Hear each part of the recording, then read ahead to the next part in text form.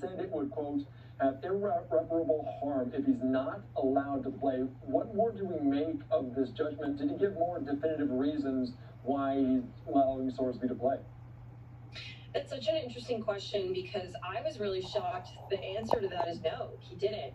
Normally, with these sorts of decisions, especially for a preliminary injunction like this, we'll get a lengthy, not even a statement, but like a court ruling that could be anywhere from like 10 to like 50, 60 pages that explains the legal reasons why the judge decided to grant the injunction or decided not to grant the injunction. I've covered, over a dozen of these eligibility cases. Obviously, this one is different because it's sports betting, but you would think because it's so consequential that there would be more of an explanation here. But yeah, we really got like the bare minimum 3-page decision that just kind of laid out the boilerplate language that is needed to enter this into the record, and we got no legal justification or no legal explanation for why Judge Ken Curry made this ruling.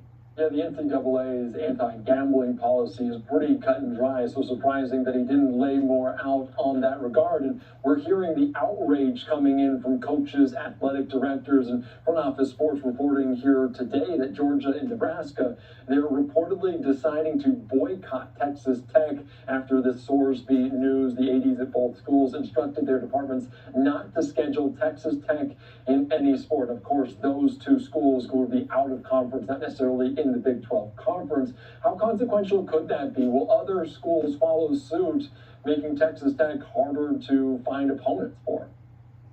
I definitely think it's a possibility. And, I just want to point out that as you noted and as we reported, this is not just for football. These quote unquote boycotts are for literally every single sport. These athletic directors are instructing their programs across the board, every sport, not to play or schedule Texas Tech. Earlier today, there was a Big 12 conference conversation between all the athletic directors led by Commissioner Brett Yormark to discuss the situation. Obviously, Texas Tech is a member of the Big 12, and within the Big 12, there are concerns about this as well. So there is definitely, I would say, I would not be surprised if more schools come out and say that they don't want to play Texas Tech or they're concerned. We just don't know whether or not the conferences at the conference level are going to endorse that decision. Yeah, that could be putting the NCAA also in a very awkward position. We'll see if more schools follow through on this. And it's very notable because Texas Tech with the NIL, they've been very prominent, even most recently the World Series with the softball players there in that. How is Texas Tech responding? Because they're obviously Director of Athletics Kirby Hocutt saying, "We have said this before, we do not believe the circumstances of Brendan's case warranted permanent ineligibility." And obviously they're standing by their player, their quarterback, in hopes of a successful season, but it feels like they're not fully behind him. They're agreeing with this decision to allow him to play. How has Texas Tech responded? Yeah, I would point to the statement that was made to me by Texas Tech University board chairman and booster Cody Campbell, who has, become one of the most important figures in college sports. He's an ally of President Trump and has been anointed by the Trump administration to help with college sports legislation. So he has said, look, this is an example of the instability in college sports. This is something that I am, quote, trying to fix. But as things stand now, this is a way that we can gain a competitive advantage, and all schools need to do what is best for their athletes, and the athletes need to do the same, and that's what we're doing here. So while Texas Tech, individual folks in the athletic department or the school might have their own thoughts or opinions about Brendan Sorsby, they've sort of come out in support of him, not just to say, as Kirby Hocutt did, that they're going to support his recovery, but also to say that every school in the country is trying to gain a competitive advantage right now, and other schools have been criticized for the ways that they've done so in court, and Texas Tech shouldn't be, treated any differently than any of those other schools. It's interesting to say that they believe that they should be punished just for following this legal recourse set by a judge. It was ultimately the judge's decision to do this. So interesting enough. And you mentioned the NCAA's position on all of this. Charlie Baker, the president there of the NCAA, saying this is no better example of why targeted intervention from Congress is necessary when you have schools and deep-pocketed supporters, like you mentioned Campbell there, willing to look the other way on the glaring integrity threat of betting on your own team. The judges whose ruling effectively strip away our ability to stop them. Only Congress can equip the NCAA to apply this common sense rule to everyone fairly and consistently. Obviously, this is potentially a setback for the integrity of the game and whatnot, but at large, could this move the needle? Could this be the momentum necessary to get that legislation through? I've been speaking with several sources in and around Capitol Hill and asking them this exact question.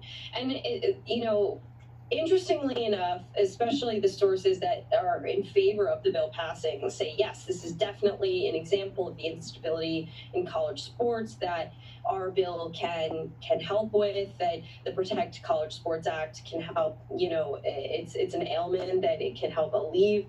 But there is also this question of whether or not a bill like this would have any actual impact on a situation like that of Brendan Sorsby.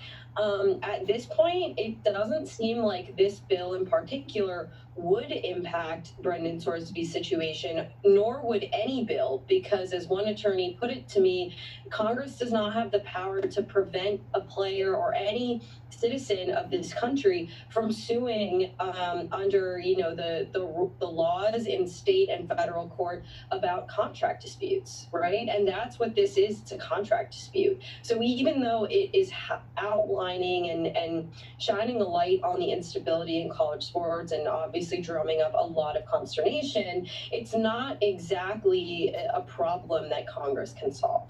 That is very interesting to know. My last question before I let you go, because this saga around Sorsby is not over yet. The NCAA also argued that itself would be harmed if they're forced to grant Sorsby eligibility. What comes next?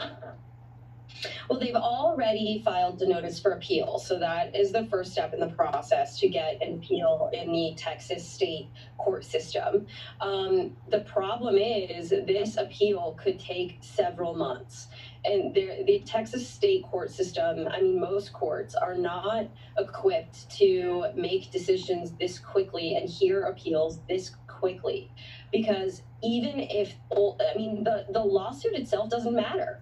All that matters is the injunction and whether or not Sorsby can play college football in a few months. And this appeal, even if it's taken up, will not be heard by then. So it's unclear what recourse the NCAA could have at all, even in taking up this appeal. Yeah, that was one of Sorsby's arguments. They needed to have this expeditiously because if he was ineligible, he would likely try to get into the NFL supplemental draft, which is upcoming very quickly. So, all right, interesting story, far from done, but obviously very seismic and shockwaves around the college football universe. Amanda, thank you so much. Appreciate your insight here on Live Now. Thank you.